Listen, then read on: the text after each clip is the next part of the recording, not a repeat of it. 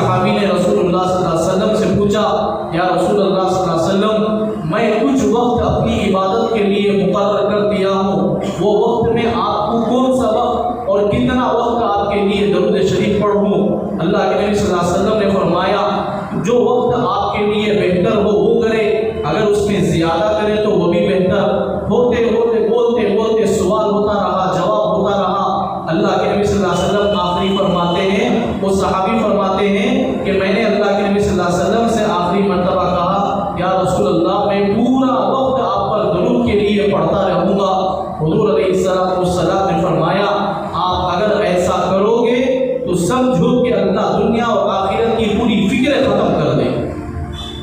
پوری پریشانی اللہ ختم کر دیں گے۔ اللہ کرے کہ ہمیں بارہا رسول اللہ صلی اللہ علیہ وسلم پر کثرت سے درود پڑھنے کی ہمیں توفیق عطا